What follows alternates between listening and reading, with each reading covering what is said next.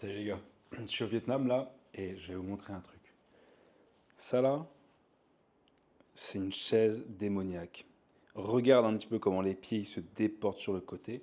Le gars qui a créé cette chaise ne s'est jamais fracassé les pieds dessus, c'est pas possible quoi. Ce qui fait qu'en fait je passe plusieurs fois par jour ici là et je me pète les orteils sur ce truc là. Regarde comment c'est déporté, c'est terrible. Puis en plus c'est du vrai bois d'arbre, donc c'est à dire que c'est du bois, ça fait bien mal aux pieds quand tu shootes dedans quoi. Voilà. Je voulais vous partager ça ce matin.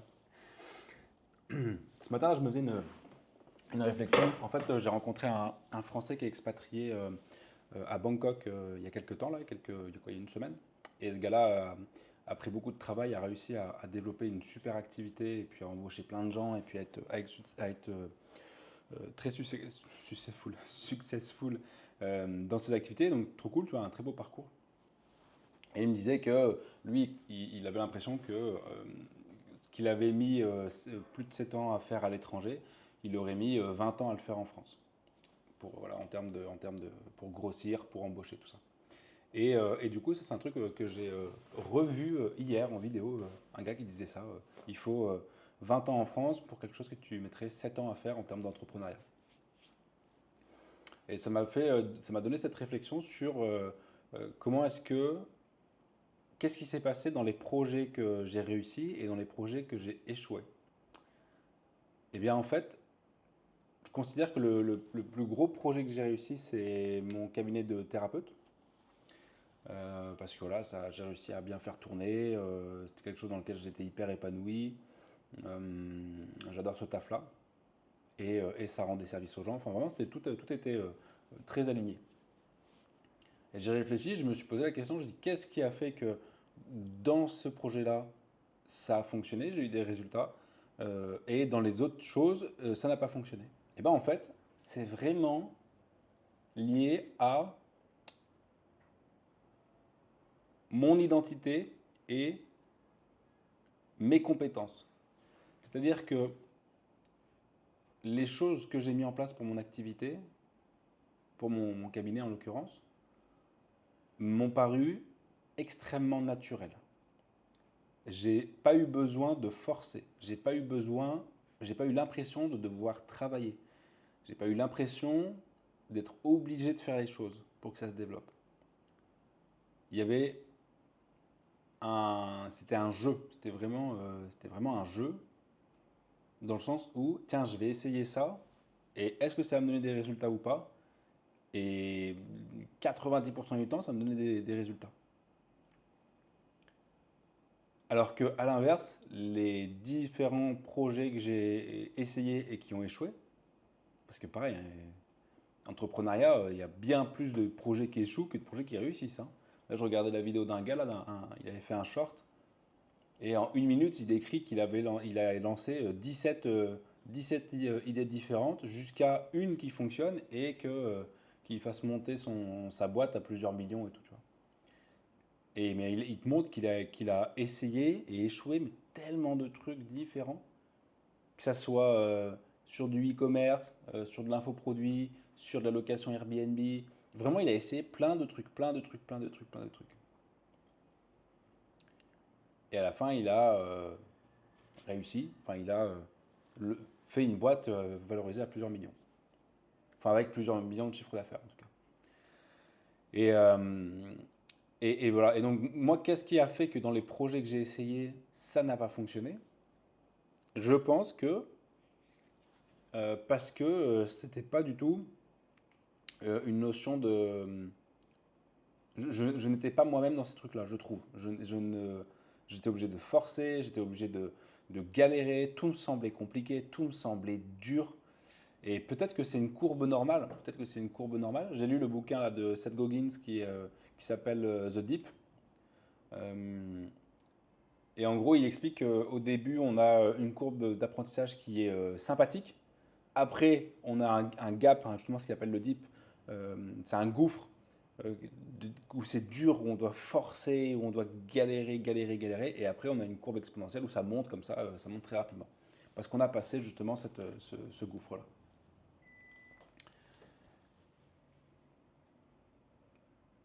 Et c'est vrai que dans les projets que j'ai lancés, eh bien, j'ai pas eu l'impression d'avoir du plaisir. Si, en fait, la création du projet est plaisante, et après, c'est la mise en production, la logistique qui est, je trouve, extrêmement éreintante et pas agréable du tout. Et, euh, et aujourd'hui, je ne sais pas si j'ai envie de forcer les choses, si j'ai envie de galérer. Je ne sais pas si, je crois que je préfère faire le choix aujourd'hui, après 2 ans à forcer, à donner, à essayer, à échouer, à échouer, à échouer, à échouer. Je crois que aujourd'hui, je n'ai plus envie de faire des choses qui ne me plaisent plus en fait. Clairement, j'ai plus envie de travailler, j'ai plus envie de travailler par contrainte, par obligation de ah bah tiens, il faut que je fasse de l'argent et tout. Je prends le problème inverse, à l'inverse. J'essaye cette stratégie de me dire je vais juste être moi-même, je vais juste faire les choses que j'aime, et de ces choses que j'aime, peut-être qu'il y a quelque chose qui va sortir. Et je serai beaucoup plus épanoui, en tout cas, à faire ça comme ça, plutôt que dans l'autre sens où je trouvais qu'au final, je me lançais dans des projets qui, juste par appât du gain. Et au final, ça ne marche pas parce qu'à la première difficulté, j'arrête, parce que ça me casse les couilles. Alors que, par exemple, tu vois, moi, je suis passionné par de la musique, j'adore faire de la musique, j'adore ça. Et je pourrais galérer tu sais, à apprendre un morceau, à faire une technique particulière et tout. Mais j'y reviendrai. Parce que le plaisir d'apprendre et le plaisir de faire, il est supérieur à la récompense finale presque. Parce que le chemin est bien, le chemin est plaisant, tu vois. Cette galère, elle est presque plaisante parce que c'est un truc que t'aimes. Et au final, c'est même pas, moi je le perçois même pas dans le cadre de la musique, même pas trop comme une galère, mais plus comme un challenge, quoi. Là où sur d'autres projets, wow, c'était à chaque fois c'était des galères, quoi. Chaque fois c'était dur, long, douloureux et avec aucun plaisir lors de l'exécution de la tâche et aucune récompense, aucune. Juste la douleur, quoi. Alors, dans le bouquin The Deep, qui est très court d'ailleurs, hein, il fait 90 pages, je crois. Il dit il faut discerner deux choses, les moments où tu dois abandonner et les moments où tu ne dois pas abandonner. Les choses sur lesquelles tu dois abandonner et les choses sur lesquelles il ne faut pas abandonner parce que c'est là où il va y avoir de la réussite.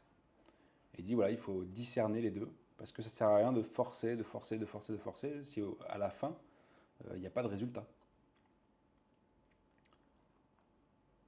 À moins que si tu forces, ça soit pour ne pas avoir le résultat à la fin, mais juste parce que c'est le plaisir finalement de faire le chemin. Mais dans ce cas-là, c'est pas de la douleur, c'est pas de la force, quoi. Ça peut être compliqué, mais tu prends du plaisir là-dedans, quoi. Et, euh, et il dit voilà, il faut identifier les choses sur lesquelles que vous pouvez abandonner, parce qu'au final, vous n'aurez pas de résultat à la fin. Et, et les choses qui vous font, que vous aimez faire finalement, et qui vont vous donner des résultats à la fin. Et il disait voilà, il faut être très intelligent pour essayer de discerner ce que l'on peut abandonner ou pas. Et, euh, et il dit une phrase d'ailleurs qui m'a marqué. Il a écrit une phrase qui m'a marqué. C'est si vous n'êtes pas prêt à être le meilleur au monde, abandonnez maintenant.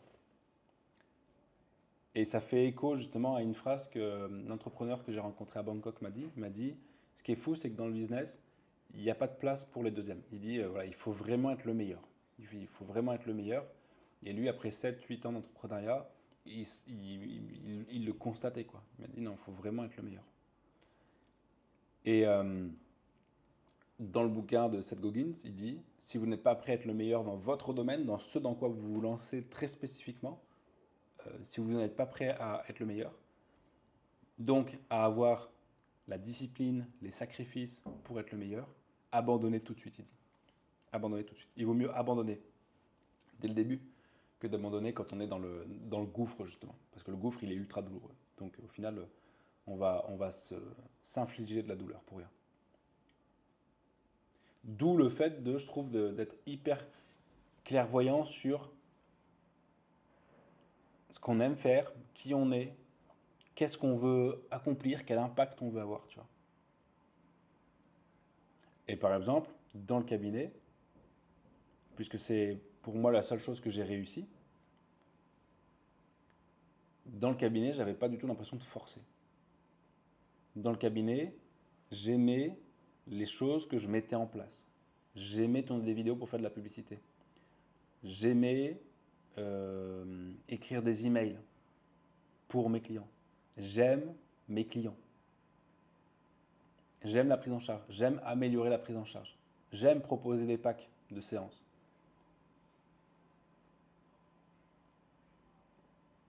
Et en fait, il y a des résultats qui en découlent. Alors, est-ce que, parce que c'est au niveau énergétique, au niveau de l'univers, que tu es bien aligné, donc du coup ça marche, ou est-ce que, puisque tu aimes bien faire les choses, tu procrastines pas, et du coup tu fais des choses, et du coup ça marche, je ne sais pas. Toujours est-il que,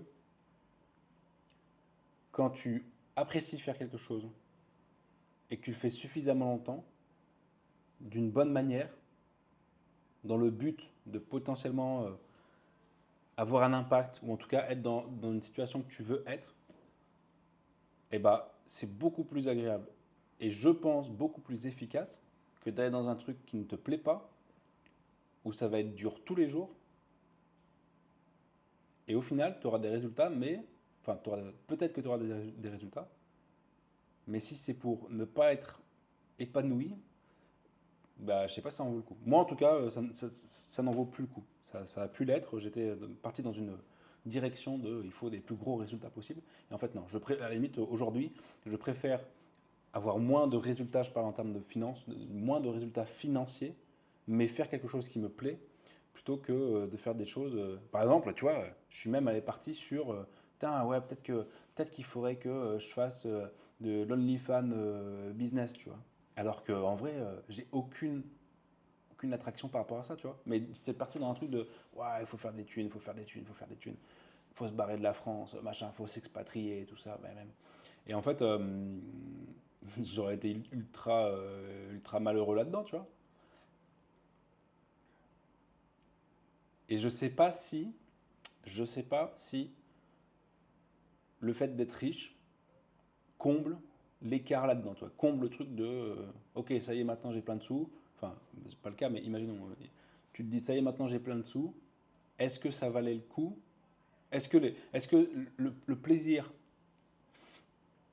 que m'apporte le fait d'avoir plein de sous vaut la peine de galérer tous les jours, tu vois? J'essaie en tout cas, j'espère qu'il y a une voie différente, une voie dans laquelle on peut faire ce que l'on aime faire, on peut être soi-même tout en ayant des bénéfices, tout en ayant des résultats. Et je pense que ça existe.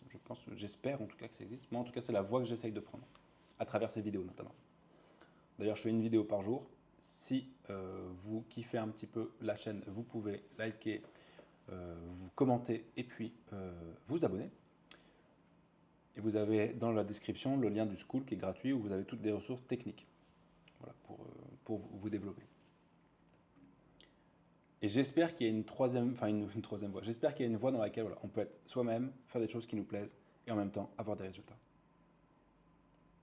Le gars, par exemple, je sais pas, moi je prends un exemple, le gars qui fait du stand-up, j'espère pour lui qu'il aime faire du stand-up. Parce que sa vie va tourner autour de ça. Il va devoir écrire ses spectacles. Il va devoir gérer avec son manager pour les dates. Il va devoir se préparer. Il va devoir monter sur scène. Tout ça, j'espère qu'il aime le faire. Parce que sinon, s'il est dans une voie qui ne lui plaît pas, bah ça va être super dur. D'une, il va pas être efficace, et puis deux, ça va être super dur. Et je pense que ça doit partir de ça. Il y a Simon Sinek qui a écrit un bouquin que j'ai pas lu. J'ai vu une conférence de lui, mais j'ai pas lu le livre. Ça s'appelle Start with Why, donc démarrer avec le pourquoi. Et lui, c'est ça, c'est vraiment se centrer sur soi-même, de pourquoi est-ce qu'on veut faire les choses. pour ensuite faire les choses. Je pense que ouais, c'est... J'espère qu'il y a cette voie-là qui existe. Aujourd'hui, en tout cas, je la prends. Et à la limite, ça me soulage. C'est un soulagement parce que je me dis, peu importe le résultat que j'aurai à la fin, j'aurais essayé de faire un truc qui me plaît. Voilà. J'aurais au moins essayé de faire un truc qui me plaît. Parce qu'à la fin, de toute façon, on meurt. On meurt. L'argent, il monte pas avec nous, normalement. Donc, autant sur le chemin faire un truc qui nous plaît, quoi. Et avant, il y avait ce discours-là. J'étais à fond dans ce truc-là de se dire, fais, fais du fric et ensuite tu feras tes passions. Et bah aujourd'hui, je ne serai plus aussi catégorique que ça. Aujourd'hui, j'aurais envie de dire, j'aurais envie de- de- d'expliquer, fais tes passions et travaille pour pouvoir en vivre convenablement, pour pouvoir avoir des résultats. Et je pense qu'il y a moyen. Je pense qu'il y a moyen. Et je l'ai vu avec mon cabinet. Hop. Et je l'ai vu avec mon cabinet parce que j'adore mon métier, je trouve ça super, j'adore ça.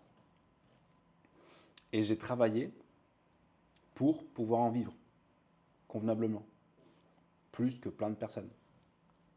En tout cas, à un niveau que moi j'estimais correct.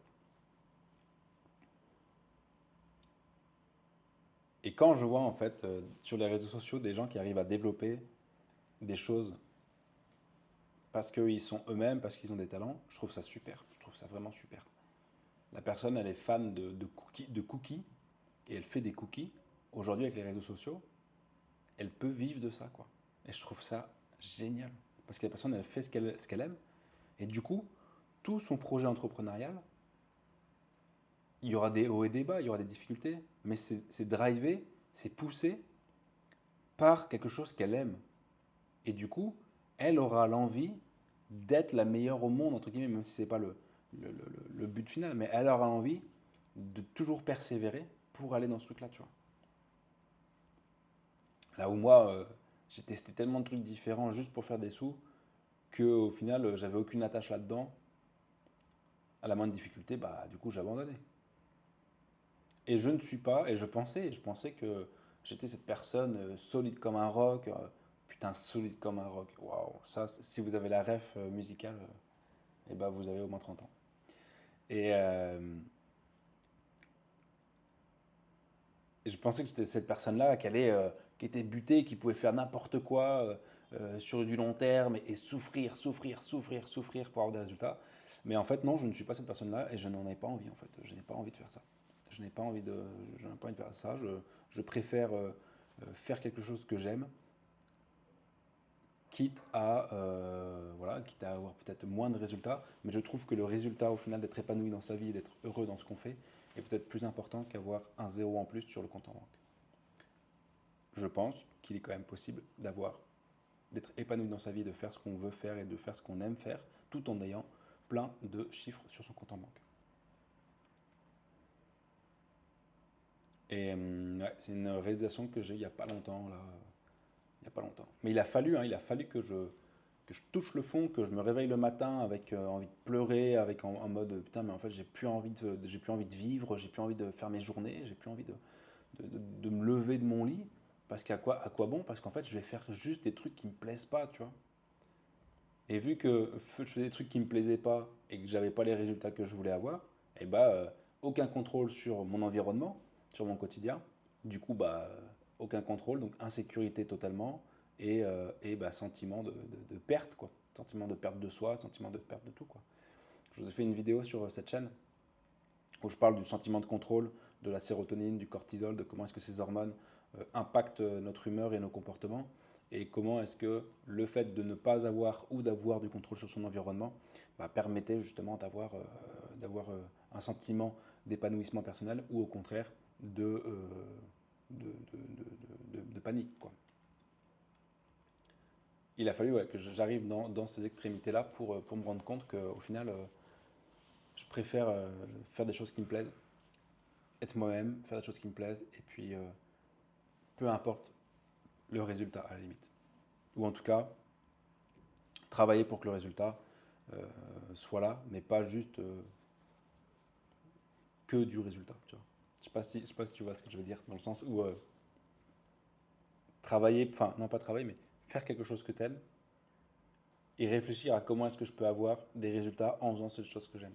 Si ces résultats, c'est avoir un plus gros impact, comment est-ce que je peux avoir un plus gros impact? Si ce résultat, c'est comment aider plus de personnes, comment aider plus de personnes? Si ce résultat, c'est avoir plus d'argent, comment avoir plus d'argent en faisant cette chose que j'aime?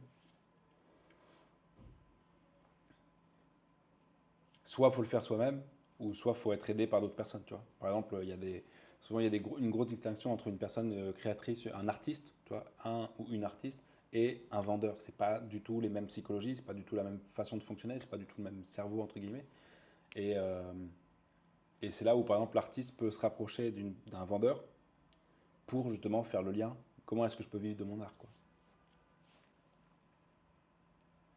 Et moi, c'est ce que j'ai fait avec mon cabinet. Avec mon cabinet, on va dire que j'étais artisan, hein, travailler avec mes mains, et j'ai appris à être vendeur, d'accord, pour pouvoir aider plus de personnes. Et c'est là où ça a fonctionné. J'espère que cette vidéo t'aura plu, t'aura éclairci sur ta vision de tes objectifs, de ce que tu veux faire, de pourquoi tu veux le faire. Et ouais, sois toi-même, travaille sur ton passé, tes blessures, tes traumas pour pouvoir être le plus toi-même possible, sans avoir, en enlevant ces couches